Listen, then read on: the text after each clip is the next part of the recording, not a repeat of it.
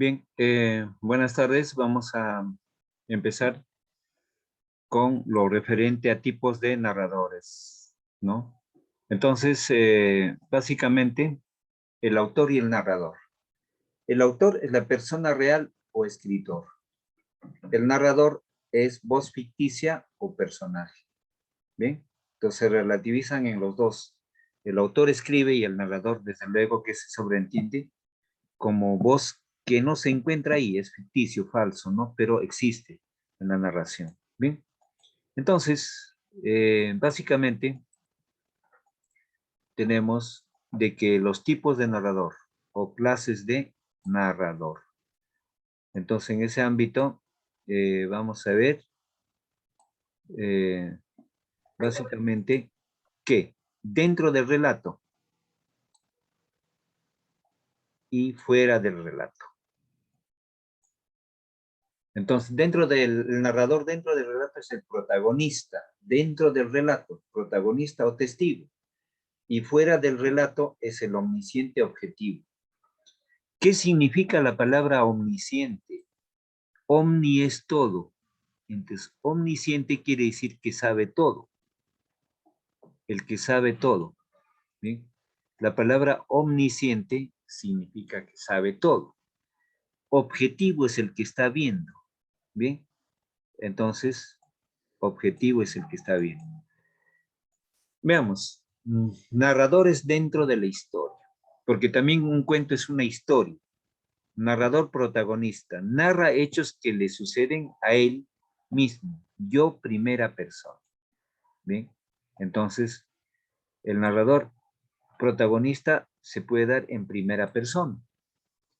Ella me quería, estoy seguro, pero había una suerte de juego mezclado a su amor. Yo tenía una horrible conciencia de no ser tomado en serio. Narrador testigo. Cuenta lo que le pasa al protagonista. Mezcla el yo primera persona con el tercera persona. Ahora ya no puede causar ningún daño. Fue la respuesta de Sherlock Holmes. Y así conseguí por fin su autorización para dar a conocer el que en cierto sentido constituyó el momento culminante de la carrera de mi amigo. Por ejemplo, este es un ejemplo de narrador testigo. Y el ejemplo anterior es el narrador protagonista. ¿Qué es el narrador protagonista? Bien, entonces veamos acá el narrador protagonista.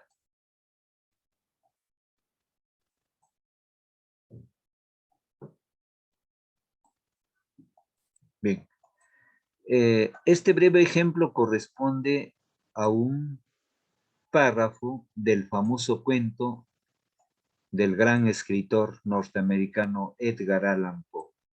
Edgar Allan Poe, un famoso escritor, el maestro del cuento contemporáneo, fabuloso, muy creativo y muy inteligente. Ahí está el gato negro. La palabra RIP en English, Requiescat in Peace, ¿no? En castellano sería que descanse en paz. Una noche en que volví a casa completamente embriagado, después de una de mis correrías por la ciudad, me pareció que el gato evitaba mi presencia. Lo alcé en brazos, pero, asustado por mi violencia, me mordió ligeramente en la mano, ¿no? Narrador protagonista. Este cuento, o sea, este párrafo pertenece básicamente al campo de eh, la narrador, como narrador protagonista. Pertenece al cuento El gato negro, que termina en una tragedia, ¿no? Una tragedia. Entonces, ahí el estilo. Una noche en que volví a casa completamente embriagado después de una de mis correrías por la ciudad, me pareció que el gato evitaba mi presencia. Lo alcé en brazos, pero, asustado por mi violencia, me mordió ligeramente en la mano. Edgar Allan Poe, el gato. Bien, veamos, narrador testigo. A ver, el narrador testigo. ¿Cómo es el narrador testigo en el relato?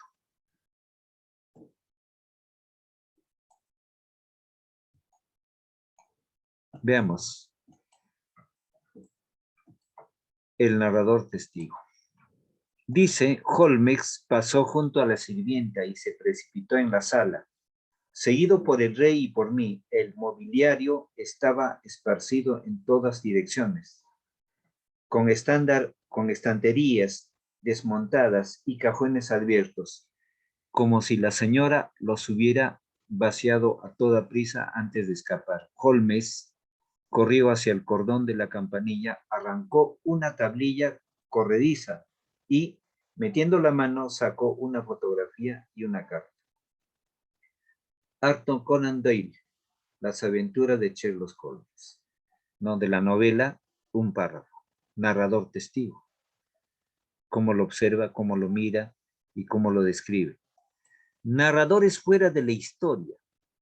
Narradores fuera de la historia. Bien, ¿cómo es un narrador fuera de la historia? Veamos.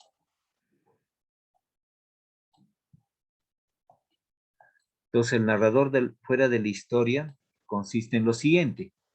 Narrador omnisciente. Hace un instante ya dije que significaba omni.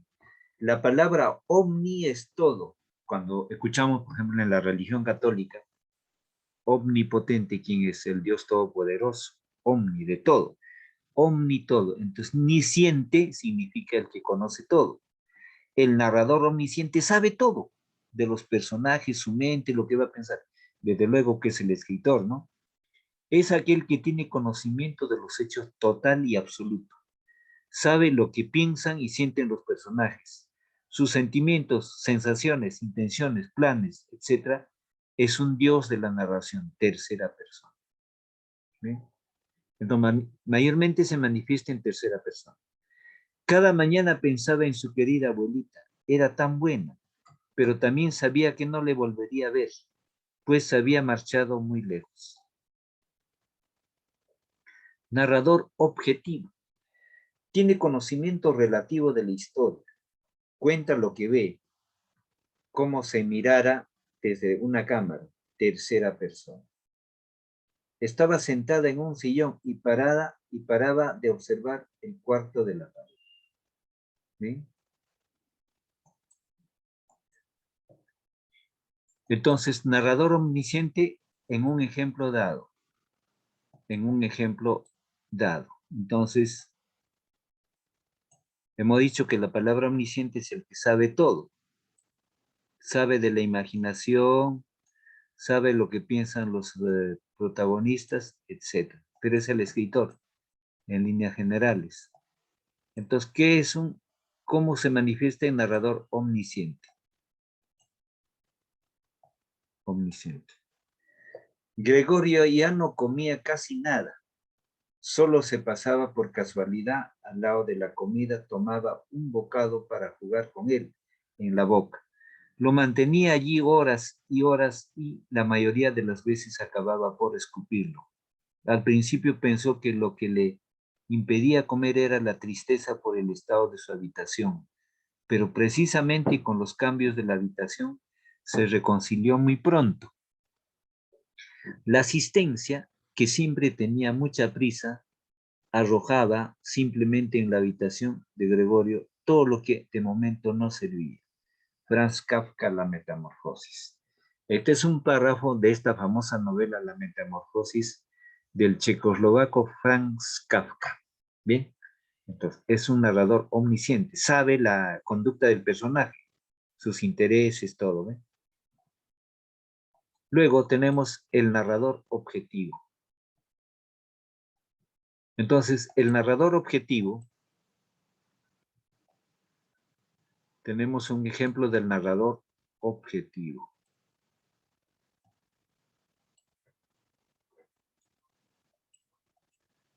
Entonces ahí,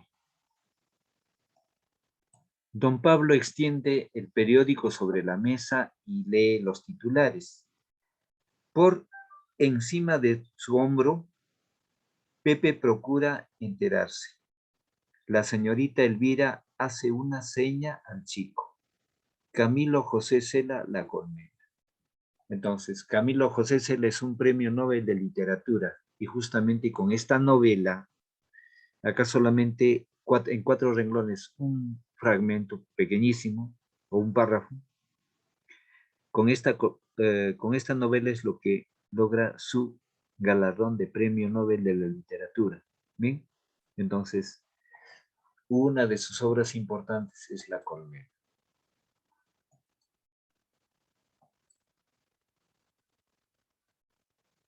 Bien, ahora, las narraciones lo podemos, para retomar, ¿qué cosa estamos viendo? Estamos viendo tipos de narradores, o en otras palabras, clases de narradores. Entonces es importante, hay narrador en primera persona, hay narrador en segunda persona, hay narrador en tercera persona, y donde también vamos a encontrar narradores que conocen todo, que se ubican en el espacio, manejan toda esa técnica, cómo hablan los personajes, entonces son observadores minuciosos. Entonces, narrador fuera de su historia, narrador omnisciente, narrador objetivo, tercera persona. En narrador dentro de la historia, narrador testigo y narrador protagonista. Segunda persona, yo, primera persona. Bien, dice. Veamos acá. A ver, en una de las obras importantes de Carlos Fuentes. Carlos Fuentes fue un escritor laureado con muchos premios. Es un escritor eh, básicamente que ha tenido una trascendencia muy amplia para poder escribir en diferentes países. Entonces, en segunda persona está este texto. Lees y relees el aviso. Parece dirigido a ti, a nadie más. A nadie más.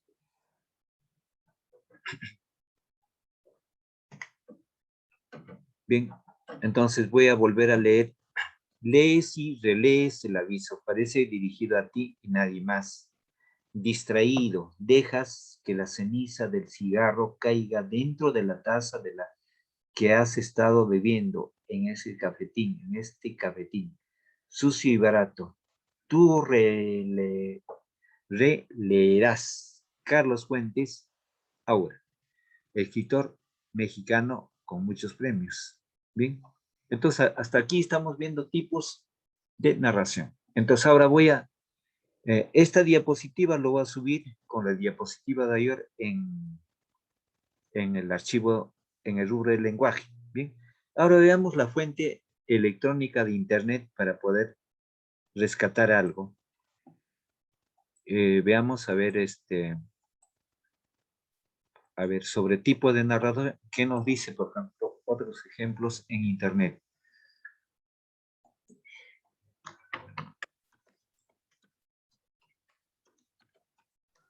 Profesor, disculpe, Pregunte. también faltaban ejercicios que hacer en RB. Ah, ya, muy bien, en RB, ya. Entonces ahorita ingreso a RB para poder terminarlo. Nos faltaba 1 o 2 preguntas, ¿verdad? Muy bien por recordarme, gracias. Ingreso al archivo de RB.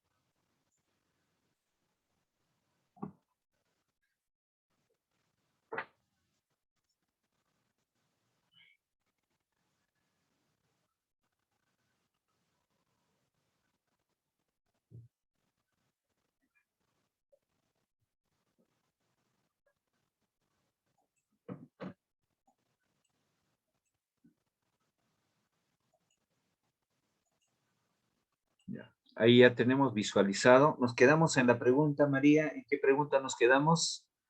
En los 5, profesor, falta En solo la 5. pregunta 5. Ya, aquí. ¿Por qué se piensa comúnmente que la radioactividad es solamente negativa? Ya. Mire, la radioactividad tiene como insumo principal, primero está explicando, la radioactividad tiene como su producto insumo. ¿Qué es insumo? ¿Con qué se hace la radioactividad? Se hace con este elemento, con este elemento radioactivo que se llama el uranio.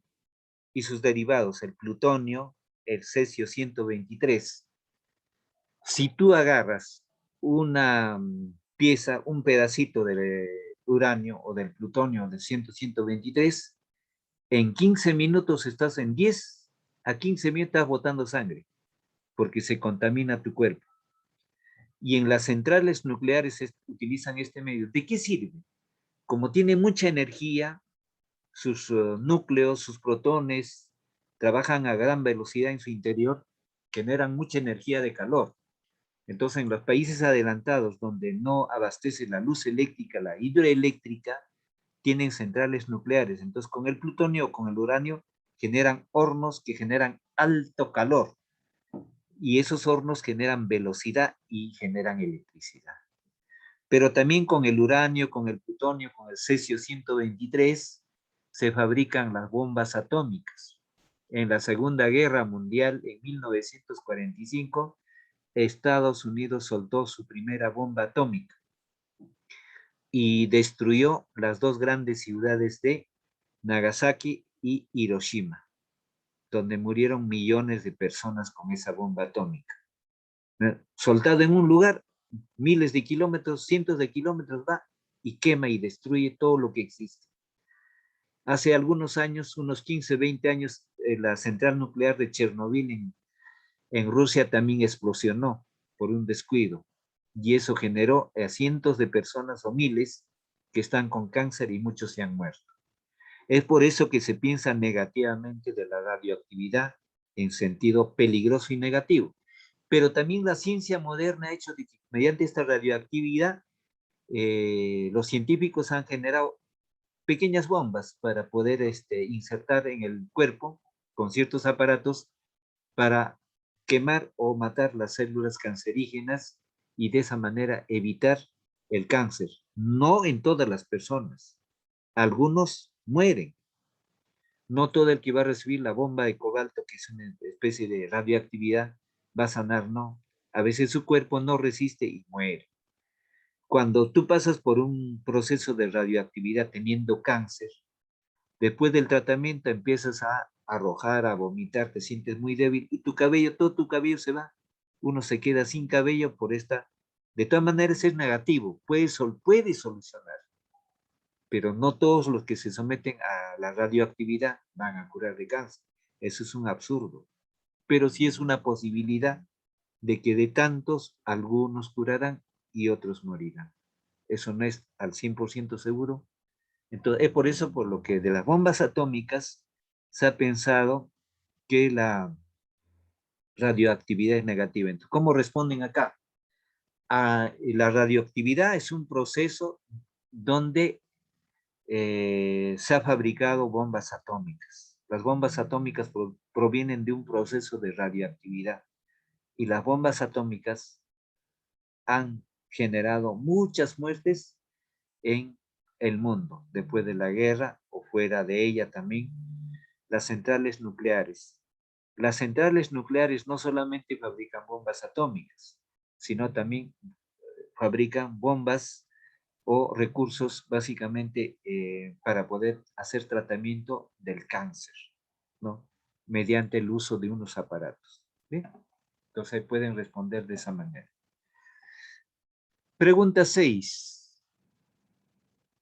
¿Quiénes están más expuestos a la radioactividad maligna? ¿En qué lugares hay radioactividad? Entonces, tenemos. Ya, listo. ¿Quiénes están más expuestos a la radioactividad maligna? ¿En qué lugar? Ya, anotamos ahí dicto. Los que están expuestos a la radioactividad maligna son los que trabajan en las centrales nucleares. Son los que trabajan en las centrales nucleares. Entre paréntesis, el establecimiento o fábrica. Entre paréntesis, establecimiento o fábrica. Los que trabajan en centrales nucleares.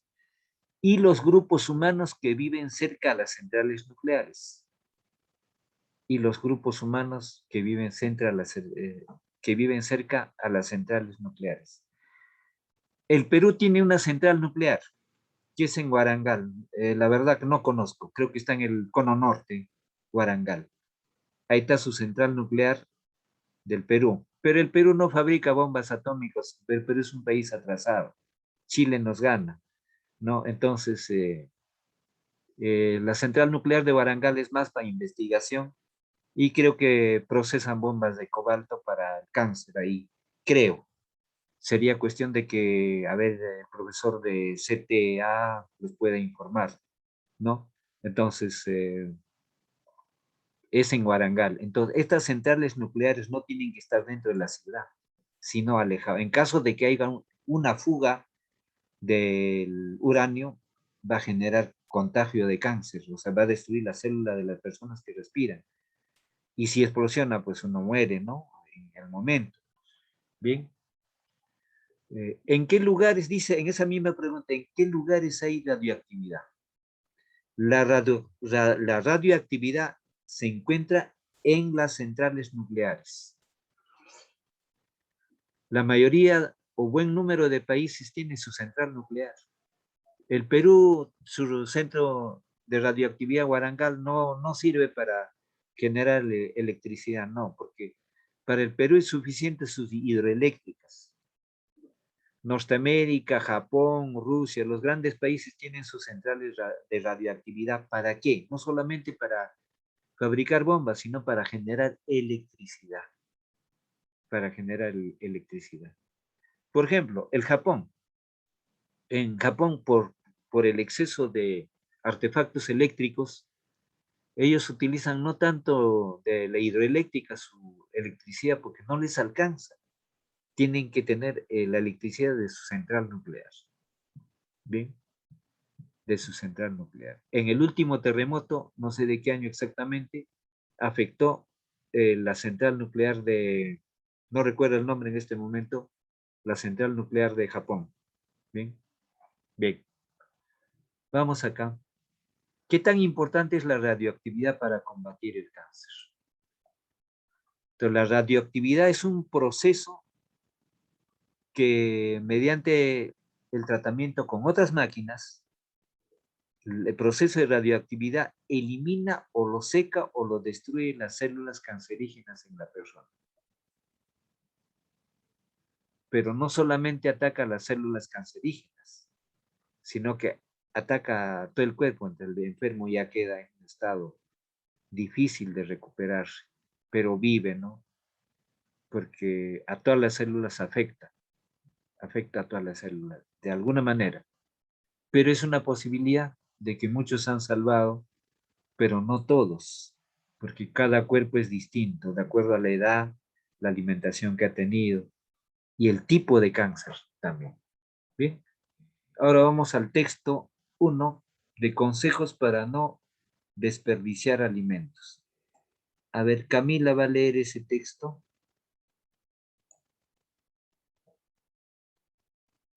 Ok, profesor. Estados Unidos se decidieran más de 1.300 toneladas de alimento se desaprovechan en el mundo. Hogares, restaurantes y supermercados son los causantes de este problema. Un informe señala que si Europa y Estados Unidos se decidieran, podrían cubrir 4 veces las necesidades de alimentación en el mundo. Partiendo de esta premisa, la nutricionista Pilar Vera nos da algunos consejos para no desperdiciar los alimentos. Muy bien. Planificar el menú semanal. ¿Lo leo eso, profesor? Sí, sí, lea, lea. Okay. Planificar el menú semanal. Hacer una lista de compras y ceñirse a ella. B. Comprar a granel y productos locales. C. Distinguir la fecha de caducidad de los productos. D. Ajustar las raciones a la hora de cocinar, tomando en cuenta la cantidad de personas en casa. Si además de seguir estos consejos aún nos sobran alimentos, debemos almacenar y congelarlos adecuadamente para que no sean desechados automáticamente. Muy bien, gracias. Entonces, la primera alternativa, ¿de qué idea parte la nutricionista para elaborar las recomendaciones? Entonces, tenemos más de 1.300 toneladas de alimentos que se desaprovechan en el mundo. hogares y restaurantes y supermercados son los causantes de este problema. Europa y Estados Unidos podrían cubrir algo 4 veces las necesidades de alimentación en el mundo. Los alimentos son perecibles. El estilo de vida estadounidense es insostenible. Entonces, la respuesta aquí corresponde a más de 1.300 toneladas de alimentos se desaprovechan en el mundo. Pregunta 2. ¿Qué recomendación es ajena a los consejos? Bien. Obsequiar comida sobrante. Obsequiar comida sobrante. Esa es la respuesta. En la pregunta 3, ¿por qué Europa y Estados Unidos podrían alimentar a la población del mundo si se decidieran? A ver, porque poseen mayores dimensiones, porque el estilo de vida estadounidense y europeo es dilapidador, porque la economía de estos países está en declive, porque tienen muchas zonas de sembríos, porque no se alimentan nutritivamente. Entonces, porque el estilo de vida estadounidense y europeo es dilapidador. ¿Qué significa la palabra dilapidar? Dilapidar es gastar, derrochar, menospreciar y botar. Por ejemplo, ¿cómo sustento esto? Acá en las panaderías, si un lingote de jamón del país o cualquier jamonada no se acaba, lo tienen días y días por pedacitos ven. Entonces eso genera cáncer. En cambio, en Norteamérica, en Europa, si el jamón abierto, el lingote abierto, no se acabó ese día, ya no sirve. Eso ya obsequian para ese día para que se lo coman o si no, lo botan. Ese es uno, ¿no? 2, en las fiestas de Navidad y Año Nuevo, hay mucha comida en los platos, en los hogares, en París, en Londres, en Estados Unidos. Y como hay tanta comida, una cucharita de un poco y sobra la comida. ¿Y qué hacen? Eso botan. Cuando en el tercer mundo hay muchos niños que ni una cuchara, ni un pedacito de pollo, ni pavo lo tienen. Ellos sí lo botan. Entonces, las sociedades europeas y las norteamericanas dilapidan, derrochan la alimentación. ¿Por qué? Porque tienen recursos económicos. Pregunta 4. ¿A cuántos kilos equivale 1.300 toneladas? A ver, matemáticamente sería eso, aproximado, hay relativizado con 3 ceros más, a 1.300, 1.300.000 kilogramos. 1.000.000. Entonces la alternativa C. La alternativa C es la respuesta. 5. ¿Cuál de las recomendaciones implica hacer un presupuesto? Entonces, planificar el menú semanal. O sea, para evitar que se malogre, planificar el menú semanal. 6. ¿Qué otra recomendación podría darse?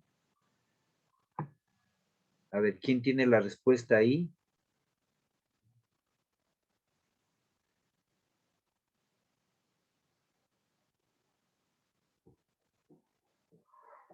¿Qué otra recomendación podría darse? Si se viaja, regalar los productos perecibles. Eso es lo correcto. Como en el caso, por ejemplo, de la jamonada.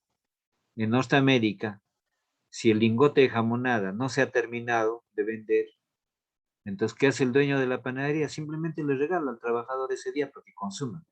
Porque al día siguiente eso ya no sirve, es cancerígeno. Y en el caso peruano no es así. Un lingote que no se acaba en las panaderías está que días y días. Cancerígeno. Por ejemplo, ya que estamos hablando de alimentos, una recomendación. No se debe comer el atún solo con galletitas. Una lata de atún se debe consumir con 1 kilo de cebolla para que la cebolla va a retener la capacidad de afectación cancerígena que se presenta en, en el caso de, porque es un enlatado y todo enlatado equivale, a ver, retomo el archivo, todo enlatado necesita un desoxidante. No, entonces el desoxidante, la cebolla, va a retener los elementos cancerígenos ahí. Entonces, pasemos a la pregunta 5. Ya. Planificar el menú semanal. 6. ¿Qué otra recomendación podría darse? Si se viaja, regalar los productos perecibles, desde luego. ¿Qué consejos dados en el texto se relacionan más estrechamente? Bien. Entonces, ahí vamos a sacar las alternativas acá de A a E. Comprar agua embotellada para beber. Ya, correcto. Entonces, entre A y B, o A y B sería la más recomendable. ¿Bien? La más recomendable. Hoy en día, en gran escala, se consume agua embotellada, porque todo está contaminado. Entonces, A y B, entonces la respuesta es C. Entonces, en la sesión, en la primera hora, les había indicado de dónde proviene la simbología. Entonces, mucha información. Cuando hay comprensión lectora, por deducción tenemos que deducir, aunque acá en el texto no está, ¿no? Hablaba del símbolo.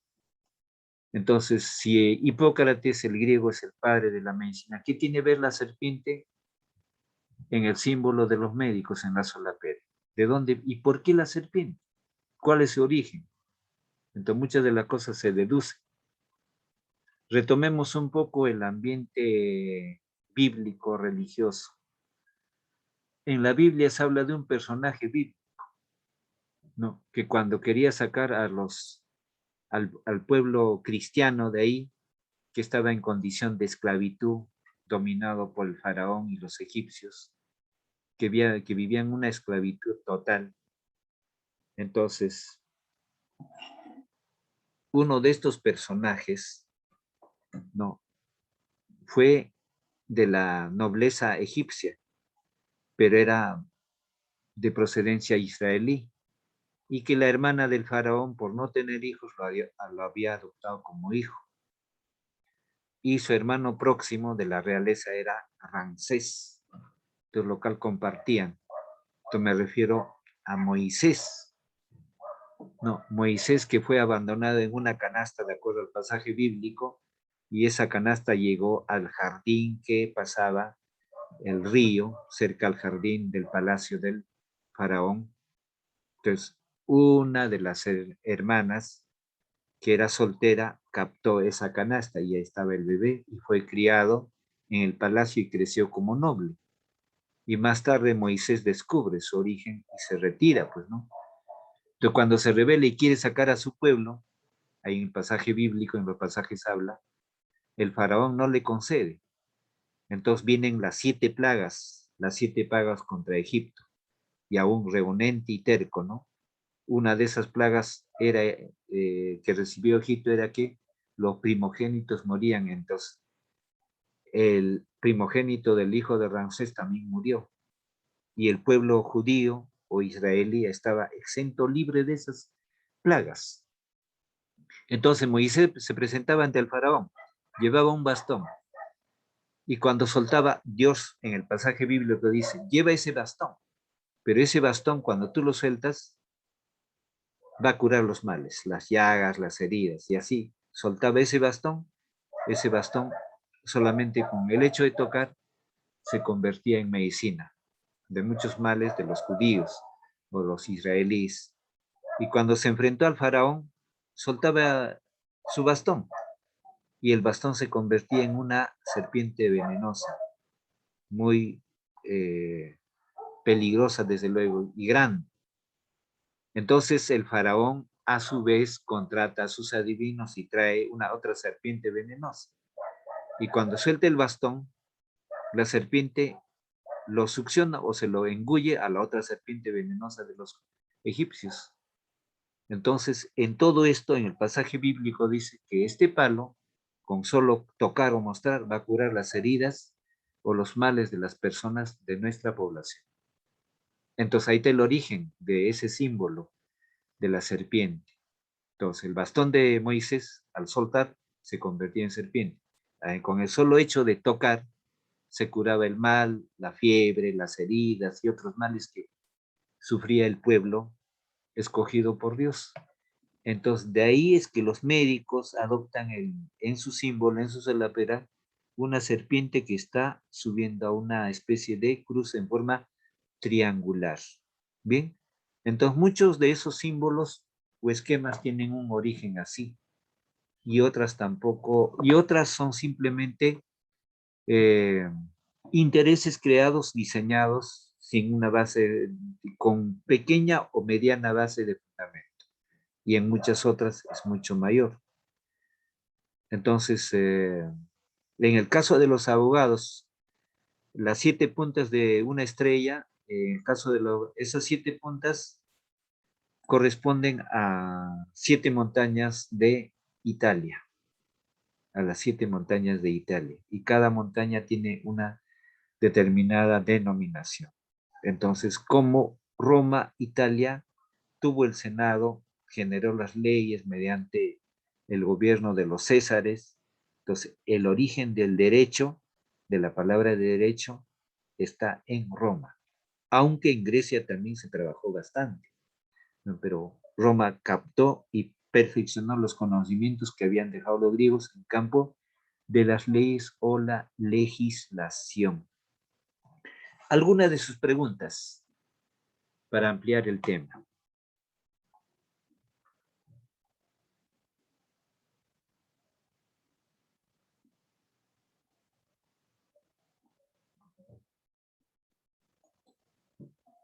¿Alguna pregunta? A ver, Padilla. No, profesor. Ninguna, ¿no? Díaz, ¿alguna pregunta? No, profesor. Bien, entonces con esto ya finalizamos la sala. Entonces, hasta el día de mañana. A la hora de mandar las tareas, lo voy a subir la diapositiva sobre tipos de narrador. Bien, entonces, hasta el día de mañana. Profesor. Hasta mañana, profesor. Mañana. Hasta mañana.